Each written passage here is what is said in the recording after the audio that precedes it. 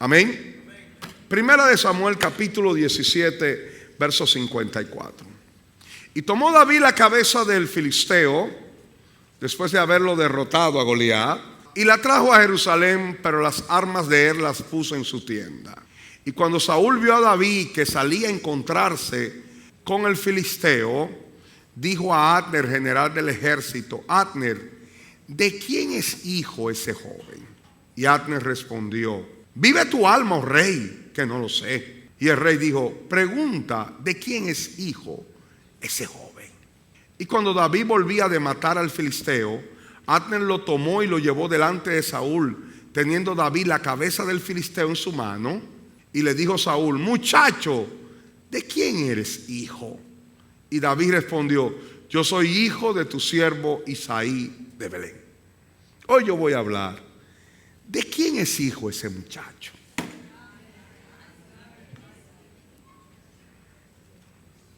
¿De quién es hijo ese muchacho? Y esta muchacha que está aquí mirando para abajo, ¿de quién es ella hija? ¿De quién es hijo esta joven tan hermosa? Su esposo debe ser un hombre bienaventurado. Este muchacho, ¿de quién será hijo? ¿De quién es hijo ese David, ese muchacho? Mirando a Saúl, Saúl es un joven escogido por Dios, pedido por el pueblo, pero escogido por Dios. Dice en Primera de Samuel capítulo 9 verso 1 que había un varón de Benjamín, hombre valeroso. Recuerden que por un tiempo Israel estuvo gobernado por jueces que tenían en sí mismo el poder legislativo, ejecutivo y espiritual sobre Israel. Pero hubo un momento en que los ancianos de Israel dijeron: elígenos un rey como las otras naciones. Y aquí está la historia de cómo Dios escoge a Saúl. En el capítulo 9, que no lo vamos a leer hoy, pero habla de la escogencia de este joven que sale detrás de unas asnas, pero no encontró las asnas, sino que encontró un reino. ¿Y cuántos de nosotros un día estábamos detrás de algunas asnas y encontramos al rey, y al encontrar al rey encontramos al reino? ¿Cuántos vinieron a la iglesia buscando mitigar su dolor? ¿Cuántos vinieron buscando solucionar la crisis matrimonial? ¿Cuántos vinieron porque sentían un vacío existencial? Venían detrás de unas asnas, pero encontraron al rey, y al encontrar al rey ya no importó más las asnas, porque ahora teníamos al reino. Esta es la historia de Saúl. Y dice: había un varón de Benjamín, hombre valeroso, el cual se llamaba Cis, hijo de Abiel, hijo de Seror, hijo de Becorat, hijo de Alfía, hijo de un benjamita. Tenía él un hijo que se llamaba Saúl, joven y hermoso entre los hijos de Israel. No había otro más hermoso que él. Wow. De hombros hacia arriba sobrepasaba a cualquiera del pueblo. Y se habían perdido las asnas de Cis, padre de Saúl, por lo que dijo Cis a Saúl, su hijo: toma ahora contigo alguna de los criados y levántate y ve a buscar las asnas. Después de leerlo en la Reina Valera 60, quiero que leamos en la Nueva Traducción del Viviente, que nos da más luz acerca de este pasaje, porque la palabra valeroso dice que el padre de Saúl se llamaba Cis y era un hombre valeroso. Pero esta traducción no da muchos detalles acerca de cómo era la familia de Saúl. Sabemos que Saúl era el joven más hermoso de todo Israel y que sobrepasaba a todos sus compañeros de los hombros hacia arriba. Era más alto y más hermoso. Déjenme leerlo, por favor. Escuchen en la versión Nueva Traducción del Viviente. Había un hombre rico e influyente. ¿Cómo era el papá de Saúl? Rico e influyente. De la tribu de Benjamín, era hijo de Abiel, hijo de Seró, hijo de Becorat, hijo de Afía, de la tribu de Benjamín. su hijo Saúl era el hombre más apuesto en Israel. Era tan alto que los demás apenas le llegaban a los hombros. Cierto día los burros de Cis se extraviaron y él le dijo a Saúl: lleva a un siervo contigo y ve a buscar los burros. Aquí nos da mucho más claridad acerca del padre y de la familia de Saúl. Era un hombre rico e influyente. En la Nueva Versión Internacional, se lo quiero leer también, perdónenme, ¿me permiten leerlo? Había un hombre de la tribu de Benjamín muy respetado, cuyo nombre era Quis, aquí dice Quis, hijo de Abiel, hijo de Zeror, hijo de Becorat, hijo de Afía, también benjaminita. Quis tenía un hijo llamado Saúl, que era buen mozo y apuesto como ningún otro israelita, tan alto que los demás apenas le llegaban al hombro. Y en cierta ocasión se extraviaron las burras del padre de Quis, y este le dijo a Saúl: toma a uno de los criados y ve a buscar las burras. La palabra es valeroso, es la palabra en hebreo gibor, que significa fuerte, gigante, grande y esforzado. En otras palabras, aquí lo que dice es que la familia de Saúl, el papá, era un hombre rico, influyente y de alto respeto. Pero la palabra gibor, que es la palabra valeroso, significa era un hombre grande. Cuando hablo de grande, no hablo de tamaño. Grande en dignidad, en respeto, ilustrado, noble, de una familia rica, de una familia noble. En el comentario de Jameson dice: hombre de riqueza y prestigio, hablando del padre de Saúl. La familia era de alta consideración en la tribu de Benjamín, y por tanto las palabras de Saúl tienen que entenderse entre las formas comunes de humildad. Aquí lo que está diciendo es que era un hombre de riqueza, dice Jameson, y de prestigio, y era una familia de alta consideración. En otras palabras, Saúl pertenecía a una familia rica, prestigiosa, poderosa, influyente y de alta consideración y de fina reputación. Y aparte de todo, él era el más apuesto de todos los jóvenes de Israel y era el más alto de todos. ¡Wow! Este fue el escogido de Jehová.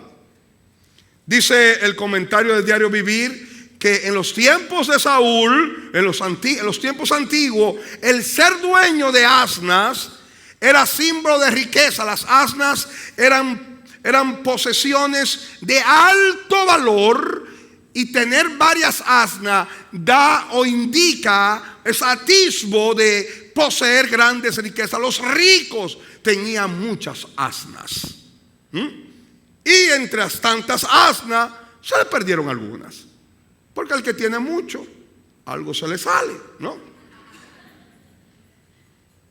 Entonces, este hombre era un hombre respetado, era hijo de Cis, famoso, ilustre, de buena reputación, prestigioso, pero no tenía el corazón como el corazón de Dios, conforme al corazón de Dios. El rey Saúl, cuando Dios lo probó, no dependió de la presencia de Dios ni de la palabra de Dios, sino que él entendía que su victoria estaba fundamentada en la numerosidad de su ejército. Cuando Dios le dijo que ejecutara un acto y el pueblo le pidió algo completamente distinto a lo que Dios le había señalado, Saúl prefirió complacer a los hombres que agradar a Dios. A Saúl le importaba más la opinión del hombre que el agradar a Dios. Saúl estaba más aferrado a la posición, a la gloria del rey, que al rey de la gloria. Saúl nunca se interesó por traer el arca, por organizar la estructura espiritual de adoración a Jehová, Dios de los ejércitos.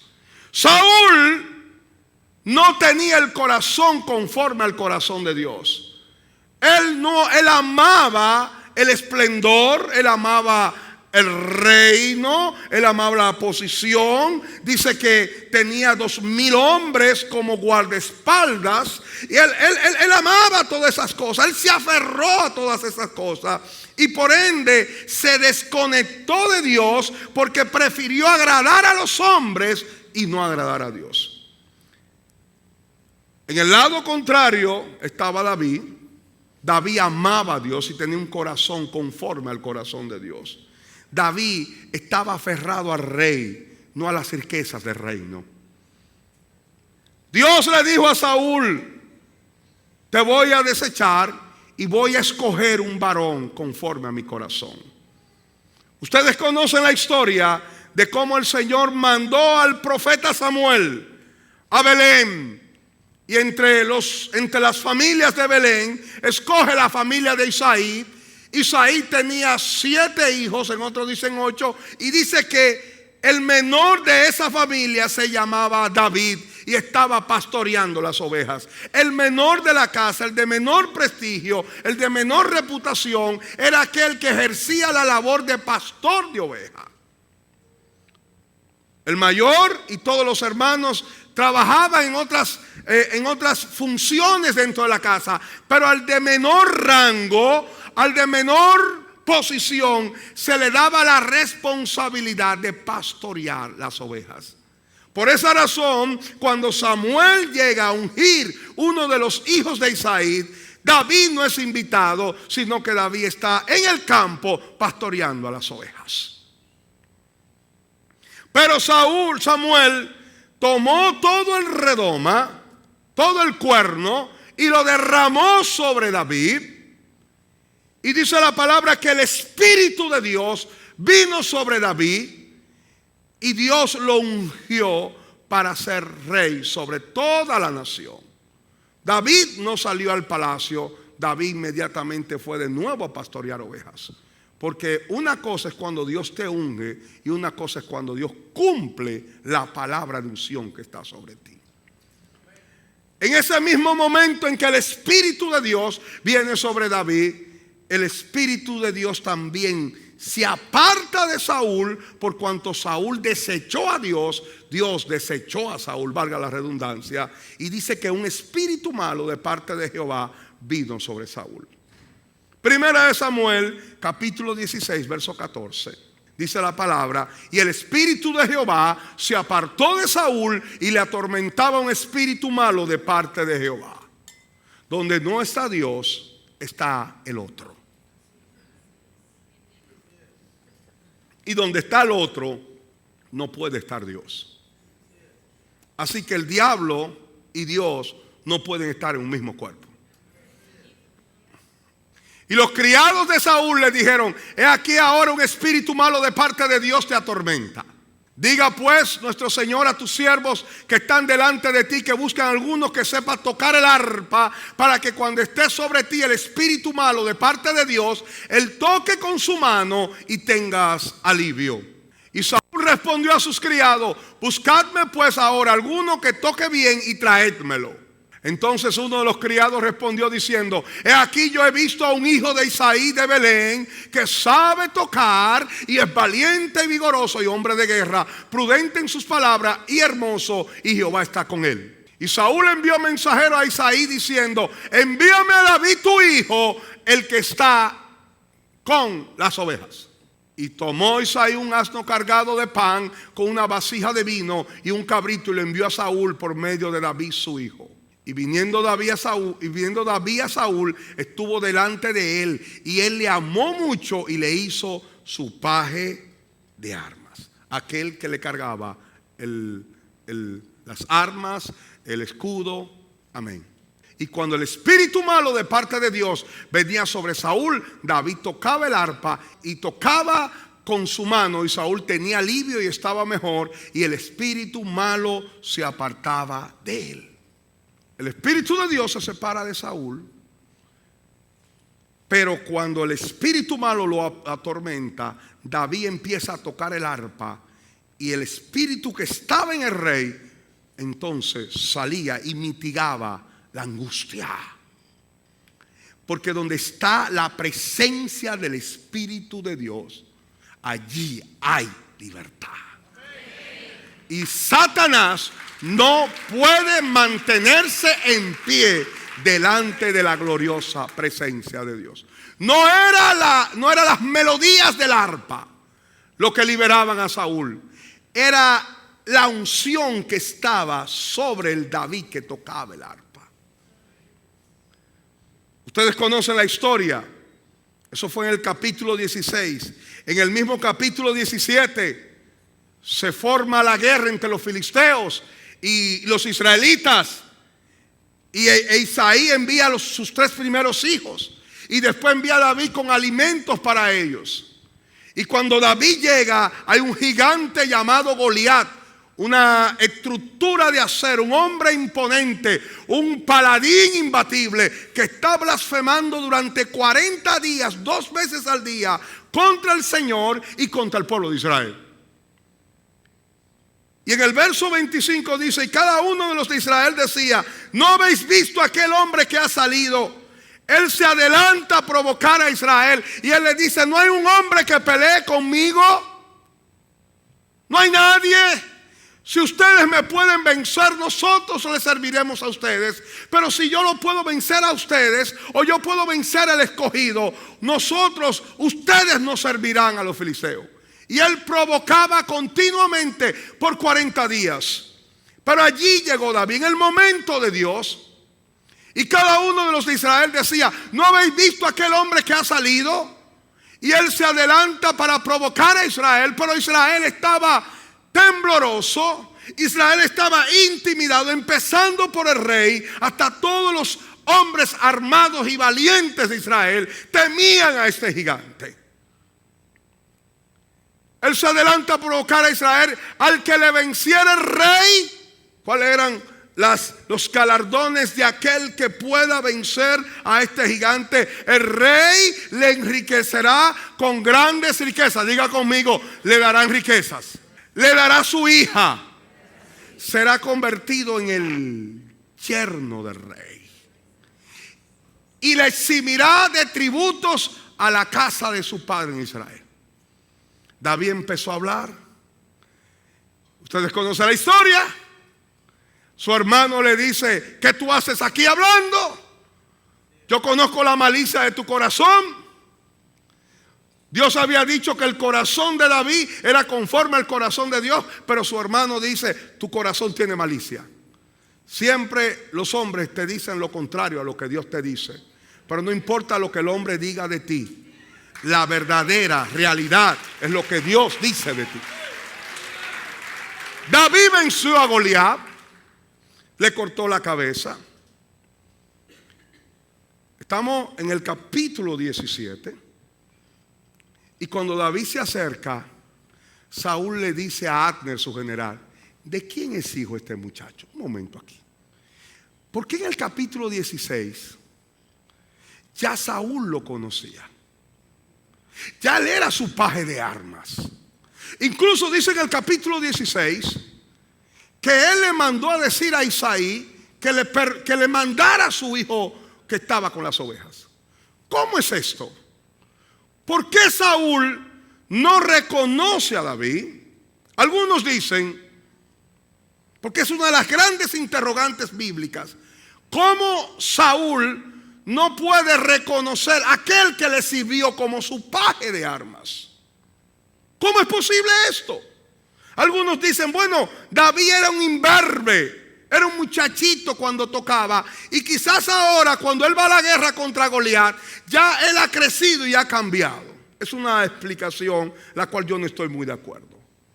Otros dicen, el problema era que Saúl tenía momentos de locura y en su falta de juicio no reconoció o no estaba reconociendo a David, lo cual tampoco es verdad, porque no siempre y en todo momento Saúl estaba poseído por el demonio. Me gusta más la explicación de MacArthur. Saúl, si sabía o preguntó de quién era hijo David, no le dio tanta importancia. O quizás le mandó a decir y nadie le dijo que era hijo. Él sabía quién era David, él sabía que era su paje de armas, pero la pregunta era, ¿de quién es hijo él? Él sabía quién era David, él sabía que era su paje de armas. Ahora la pregunta es distinta, ¿de quién es el hijo? Dígale que está a su lado, ¿de quién es hijo este muchacho?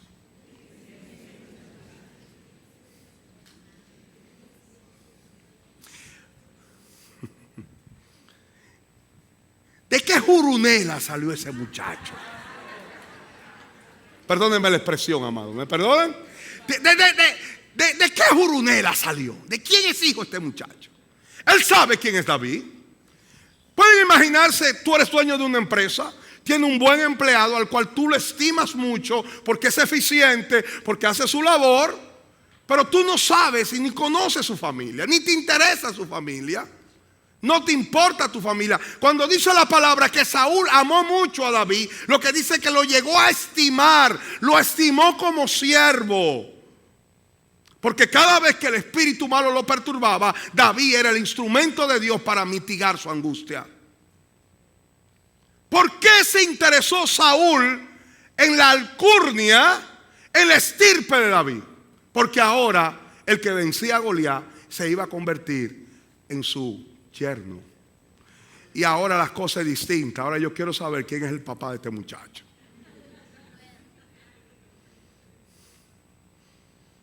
Porque una cosa es el siervo que está contigo y otra cosa es cuando ese siervo, una cosa es el jardinero que te corta las flores, que te da mantenimiento al patio de tu casa, y otra cosa cuando ese jardinero se va a casar con tu hija y tú tienes que saber, ¿y de dónde es este muchacho?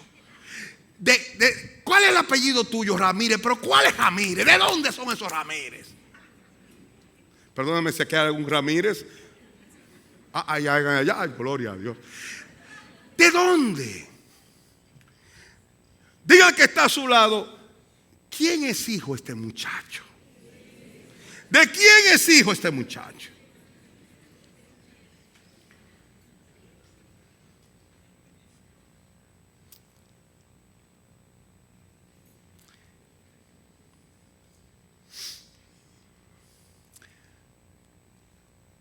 A David había que darle 3 galardones. Había que darle la hija del rey, había que darle riquezas y había que darle la exoneración de los impuestos. Pero Saúl, dice la palabra, que David no volvió jamás, porque la muerte de Goliat es el cierre de una temporada en la vida de David, y allí empieza un nuevo ciclo en su vida donde ya él empieza y salta a la fama, o ya deja de ser un ente del anonimato, y ahora David es un guerrero valiente, es un líder influyente. David se desarrolla como guerrero, empieza a ser capitán de un ejército, y en un momento dado dice que las vírgenes de Israel salían y danzaban y cantaban. David mató a sus 10,000 y Saúl a sus 1,000. Y cuando Saúl escuchó esas palabras, él dijo, ¿por qué a David le dan 10,000 y a mí 1,000? Entonces dice que se llenó de celo y empezó ahora a sentir envidia contra David.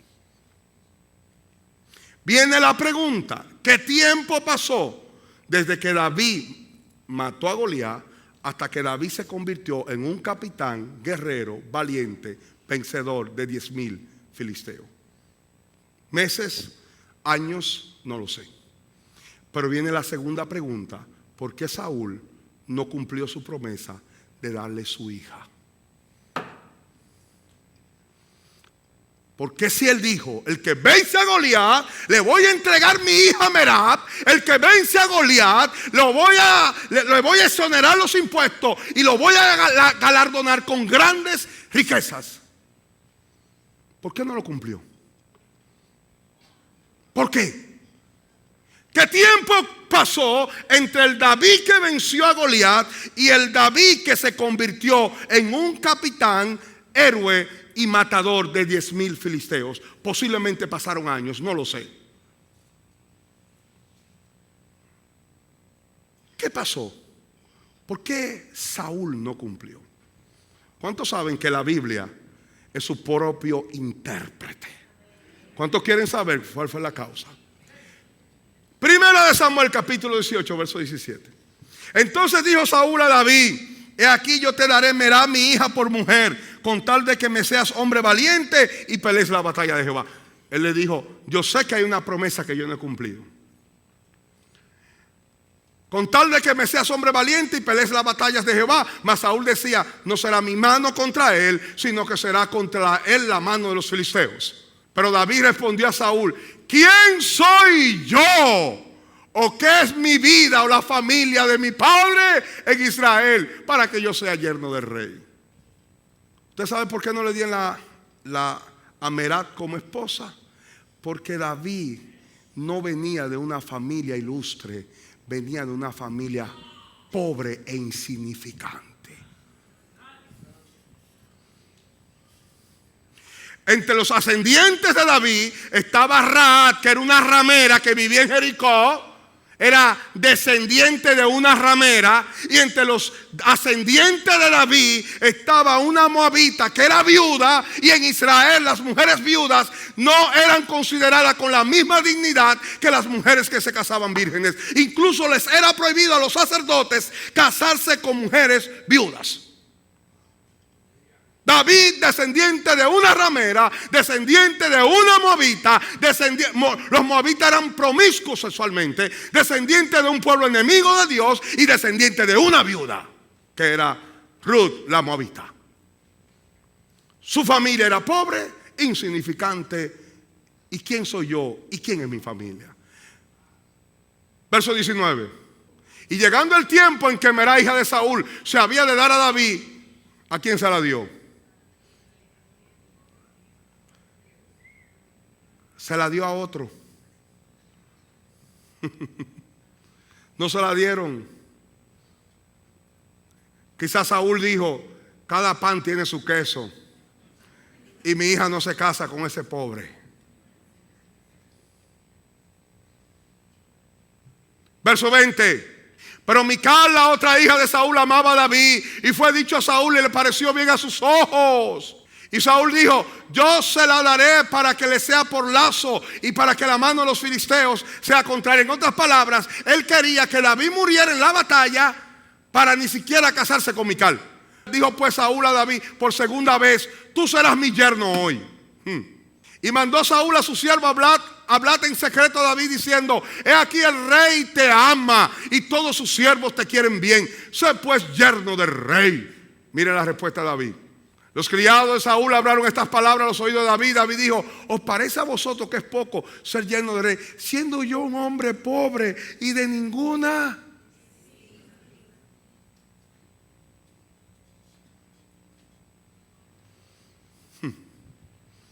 ¿Cómo yo, que soy de una familia insignificante?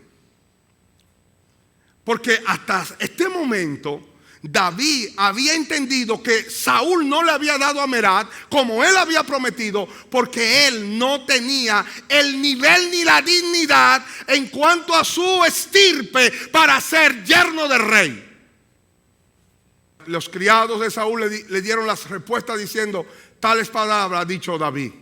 Y Saúl decía: así a David el rey no desea la dote, sino siempre puso a los filisteos para que sea tomada venganza a los enemigos del rey. Pero Saúl pensaba hacer caer David en manos de los filisteos. En otras palabras, él no pensaba darle su hija, él pensaba que los filisteos lo mataran en el intento. Pastor, ¿y de qué usted nos quiere hablar? ¿De quién es hijo ese muchacho?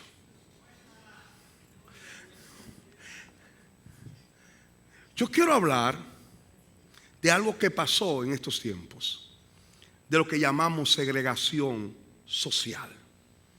Es la separación o la marginación de un grupo por su origen, por su familia, por su pobreza.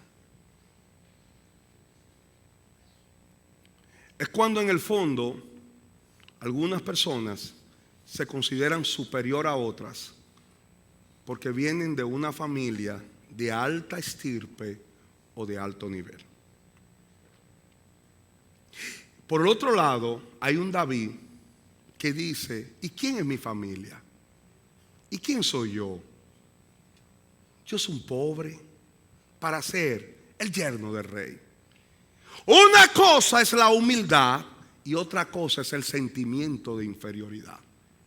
Cuando nosotros nos sentimos inferiores a los demás, inclusive empezamos a dudar del poder capacitador de Dios para el propósito que Dios nos ha ungido. Una cosa es la humildad y otra cosa es sentirnos inferiores, porque quizás tú vienes de una familia pobre, porque quizás tu madre era la amante de tu padre, quizás tú eres un hijo bastardo, quizás tu padre nunca te dio el apellido, quizás tu madre, tu abuela y tu bisabuela eran mujeres prostitutas, quizás tú vienes de una familia disfuncional, quizás hay cosas en tu pasado que no te enorgullecen y hay una historia que te marca, que te estigmatiza, y cuando te encierras y cuando estás en medio de personas que aparentemente son de familias de alta estima, de nobleza, y no es malo pertenecer a una familia noble y no es malo venir de una familia de alta estima, pero ¿qué ocurre cuando nosotros empezamos a sentirnos inferiores porque no tenemos una alcurnia, una alta alcurnia, o porque no tenemos un historial, porque quizá mi madre, mi hermano, y hay cosas en nuestro pasado que nos avergüenza, que nos marcan, que nos hacen sentir inferiores, y hay lugares donde no nos sentimos cómodos, porque aquí lo que hay un grupo de jevitos y yo soy de la clase, de otra clase social, venimos a la iglesia y ya yo no me quiero sentar por allá porque allá se sientan los ricos, aquí nos sentamos los más pobres. Entonces estamos trayendo un nivel de segregación social dentro de la iglesia, cuando en el Señor no hay hombre ni mujer, no hay judío ni gentil, no hay ricos ni pobres, porque la realidad es que Cristo nos ha dado una nueva identidad. Señores, no importa cuál es tu origen, no importa cómo has empezado, lo importante es cómo tú terminas. No importa de dónde tú vienes, no importa cuál es tu madre, cuál es tu padre, cómo fue tu familia, cómo fue tu abuela, no importa tu estirpe. Lo importante es que ahora en Cristo Jesús somos adoptados como hijos de Dios y tenemos una nueva identidad en Cristo. No hay sentimiento de inferioridad. Somos hijos de Dios. Tengo identidad en Cristo. Tengo el estigma de la sangre del Cordero de Dios. Somos reyes y sacerdotes para Dios. Jacob empezó como un engañador y usurpador, pero terminó siendo el procreador de una nación. Saúl empezó como el perseguidor de la iglesia y terminó siendo como el apóstol de las naciones. Moisés, como aquel que conspiró y asesinó a un egipcio y terminó siendo príncipe y profeta para Dios. No importa cómo empezaste, lo importante es cómo termina la película de tu vida. Dios tiene propósito para ti. No importa los errores que cometiste, no importa los pecados que transgrediste, no importa si ayer tú le fuiste infiel a Dios. Dios tiene misericordia. Dios es el Dios de las segundas oportunidades. Dios es el Dios todopoderoso que nos ha dado un nuevo nombre, una nueva identidad, una nueva unción y un nuevo poder en el nombre de Jesucristo. Saúl, con todos sus apellidos rimbombantes, fue desechado. No importa tu origen, lo importante es tu carácter. ¿Cómo está tu corazón? ¿De qué me sirve a mí ser el hijo del presidente? ¿De qué me sirve a mí ser el nieto de la reina de Inglaterra? ¿De qué me sirve a mí ser el primo del rey de España si Cristo no reina en mi corazón? ¿De qué me sirve a mí?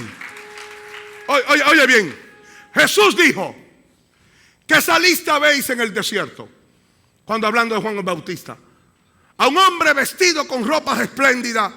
Pues bien es cierto que en los palacios están aquellos que se visten elegantemente, mas yo os digo que no hay un hombre nacido de mujer más grande que Juan el Bautista. Lo que te define a ti, no es tu alcurnia, no es tu apellido, no son tus familiares de tus ancestros. Lo que te da identidad es a quien tú glorificas, a quien tú le sirves, para quien tú vives. La grandeza de Juan es que era el presentador de Cristo. Él no era el artista de la noche, él era el presentador. Él fue quien abrió el camino para que llegara el Rey de Reyes y Señor de Señores. Amados, nosotros no somos lo que nuestros ancestros fueron. Nosotros no somos en el lugar donde nos criamos. Nosotros no somos los errores que cometieron nuestros padres. Ahora en Jesús somos una nueva criatura, de modo que si alguno está en Cristo, nueva criatura es. Las cosas viejas pasaron, he aquí que todas son hechas nuevas. Muchos de nosotros, cuando nos llevan y nos colocan en lugares donde hay hombres y mujeres de influencia, políticos, gente importante, nos amilanamos, nos llenamos de temores. Pastor, ¿y usted quiere que yo le predique a toda esa gente? Habla, porque el verdadero príncipe no son ellos, eres tú. Servirle a Dios es de mayor dignidad que servirle a un hombre. No hay estatus más alto que ser hijo de Dios. Lo que me da identidad no son mis logros. Lo que me da identidad no son mis títulos. Lo que me da identidad no son mis esfuerzos. Lo que me da identidad ni siquiera es la raza a la cual pertenezco. Lo que me da identidad no es la sonoridad de mi apellido. Lo que me da identidad no es ni siquiera el dinero que he acumulado, ni la iglesia que podemos hacer, ni los logros ministeriales que hacemos, porque todo es por su gracia, todo es por su amor. Y lo que recibido de sus manos, eso le damos al Señor. Lo que me da identidad a mí es que Jesús es mi Salvador. Y ahora ya yo no estoy condenado a morir en el pecado, sino que ahora somos hijos de Dios. Usted es hijo e hija de Dios.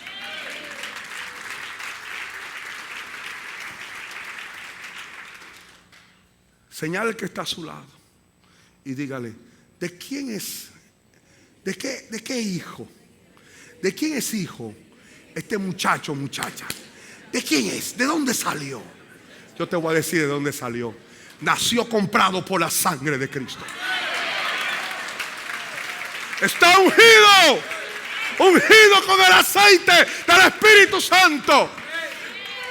Cuando David salió al campo de batalla, Goliat lo menospreció. Su hermano lo menospreció. Saúl, el mismo rey, le dijo: tú no puedes vencerlo. Pero cuando salió este joven, aparentemente insignificante, pobre, que no tenía apellidos sonoros, este joven tenía sobre sí la unción del Espíritu Santo de Dios.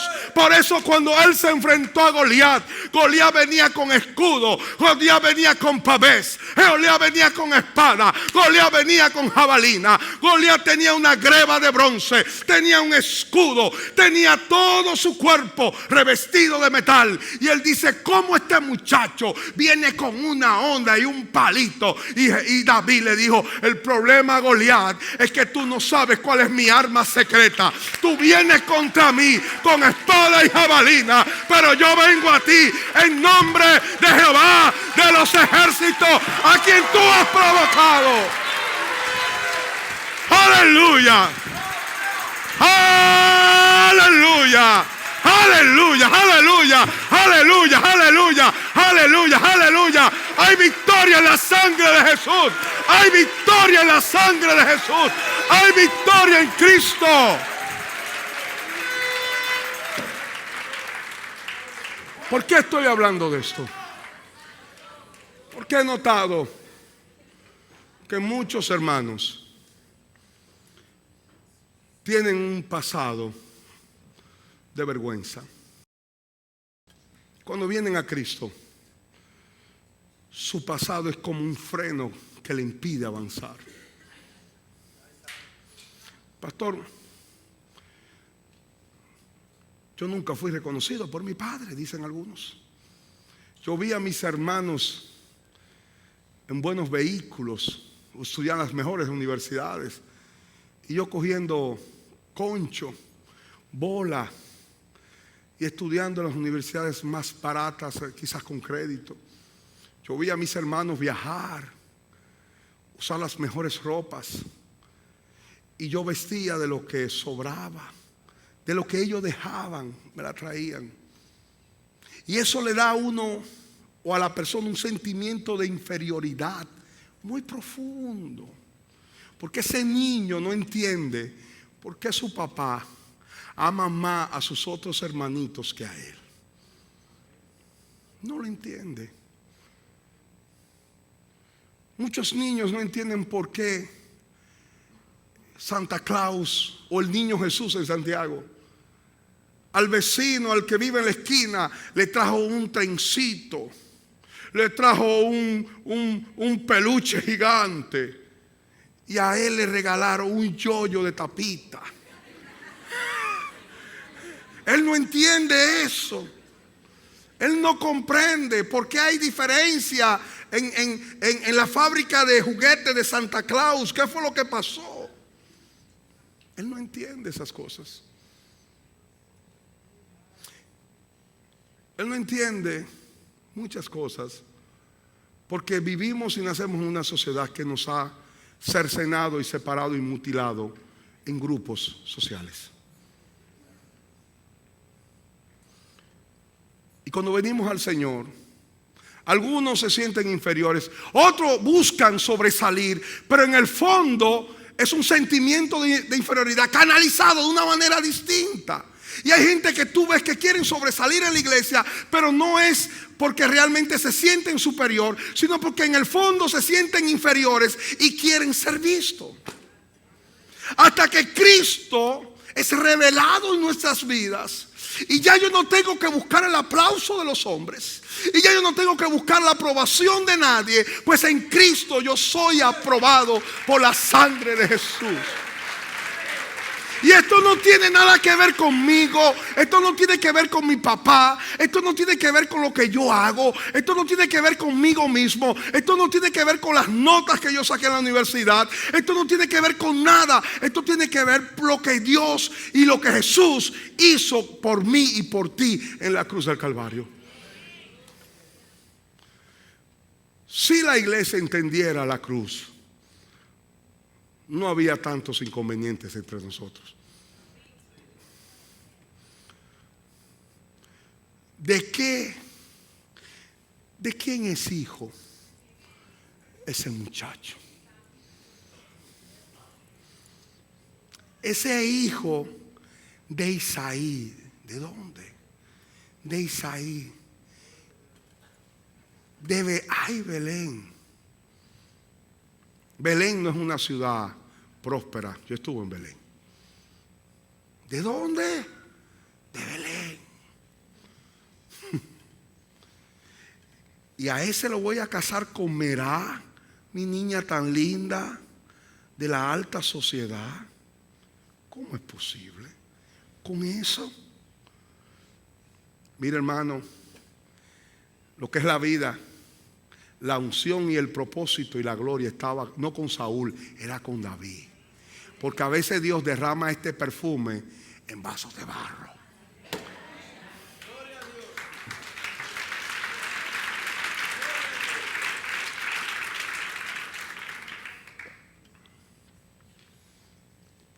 Mical se casó con David Pues él pudo traerle la dote al rey. Después que David fue rey, se volvió a manifestar ese orgullo y ese engreimiento social cuando el arca entró a Jerusalén.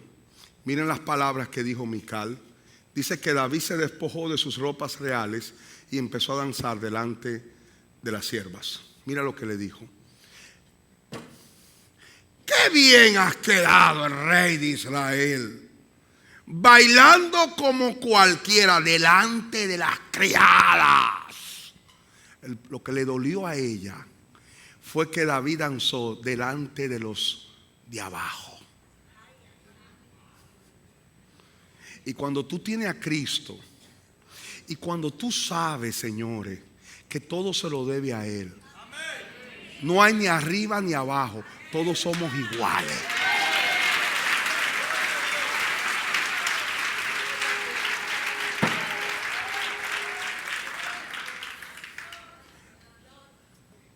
Porque vivimos en una sociedad como la nuestra, Santiago, donde hay lugares para diferentes niveles. Pero en la Nueva Jerusalén no hay lugares para los más de abajo y para los de arriba. Allí todos viviremos y caminaremos por las calles de oro y el mar de cristal. Diga conmigo, en el cielo no hay muchachos, hay príncipes para Jehová.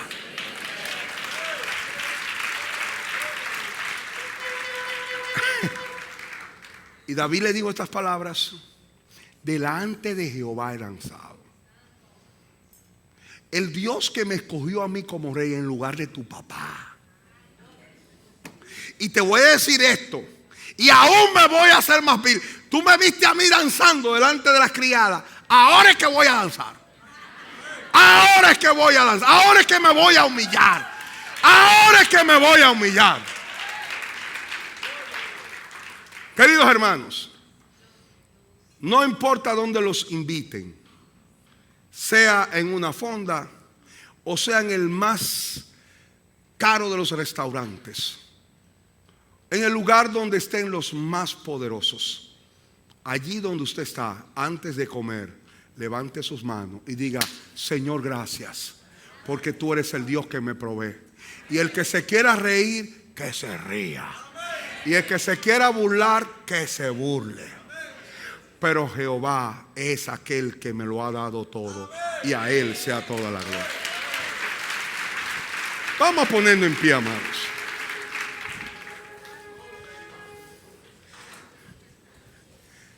¿De qué hijo es este muchacho? Yo siempre, toda mi vida, he peleado con un sentimiento de inferioridad. Eso lo digo porque es la verdad. Yo era tan y tan tímido que muchas personas iban por años a mi casa. Mi mamá tenía una escuela de cerámica y había mujeres que iban por 2 y 3 años a mi casa y todas pensaban que mi mamá tenía 2 varones. Y mami decía: no, yo tengo 3 varones. ¿Y cuál es el tercero? No, el segundo se llama Elvis. Pero yo siempre vivía en mi habitación trancado porque era muy tímido por una influencia de un sentimiento de inferioridad. Hasta que Jesús llegó a mi corazón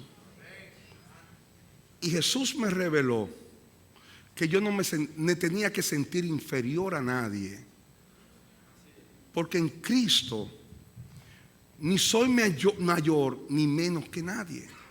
Cada quien tenga un concepto correcto de sí mismo. Sentirnos superior es orgullo, pero sentirnos inferior es peor, o es tan malo como el otro, porque nos sentimos incapaces. Y los dones que Dios nos ha dado, entonces lo aniquilamos y lo sometemos debajo de una capa de temores. Que hoy seamos libres de todo sentimiento de inferioridad, en el nombre de Jesús. Posiblemente algunos hoy están en posiciones acomodadas, posiblemente algunos tienen hoy buenas posiciones de influencia, pero posiblemente también tu pasado, tu estirpe, te persigue. Y nos sentimos muchas veces inferiores. Espíritu Santo, ahora